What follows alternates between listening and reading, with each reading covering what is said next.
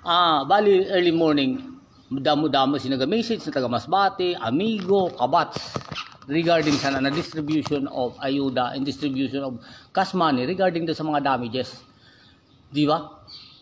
Actually, ang nakalagay dyan per household or per family. Wara dasin pinili, pobre man o mayaman, may trabaho man o wara, tagaan, kay tanan ina na damage san bagyo. Isipin mo, adi lang, sa nagdi-distribute yan. Paryente mo, 10,000. Sa sunod na lili mo paryente, 2,000. Kaya ang katwiran nyo, not 100% damage. Warang ganun. 50% damage, 20% damage. Pare-parehas equally sharing yan. Ibigay nyo dapat ang nararapat sa kapwa-tao natin, sa Masbate. Diba? Hindi naman po ako sa nangingiaram. Kaso parang unfair po, ang sakit din naman. Diba? Kamo, 10,000, ang mga pobre 2,000, ang haba daw ng pila, may mga dalang ID.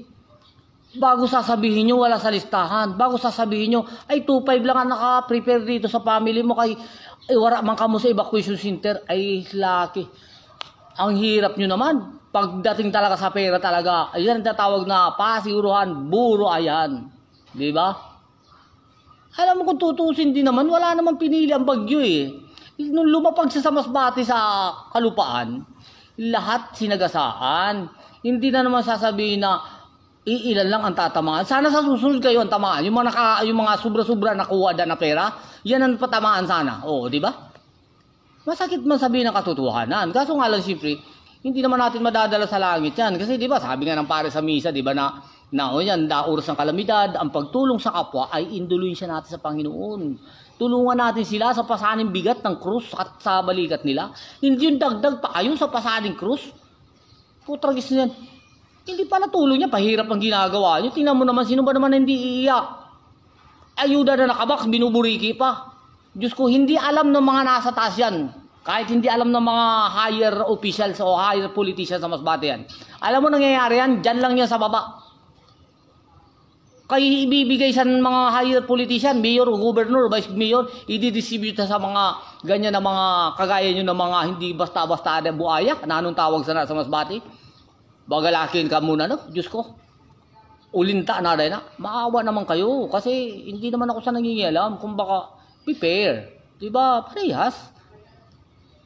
Kung nagbigay ka ng 10,000, kung yun naman na lang talaga nasa, di ba, may isa ayuda, di ba, na sabi per household, per family, o per family, hatag. Ano kaya nagkakaroon pa singgulang nagkakaroon ng patakaran niya, automatic may patakaran ng ayuda?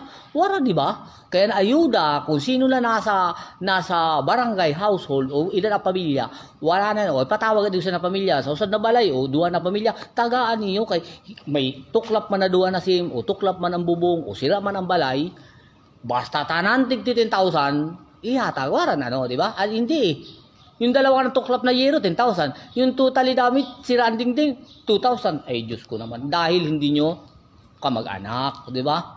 Diyos ko naman. Maawa naman kayo. Hirap na yung tao, tapos gaganon ninyo ba? Diyos ko. Hindi ako salamat sa iyo. Mula ganun, napaabot ko sa iyo. Dili, hindi na madara sa langit. Tandaan niyo yun na.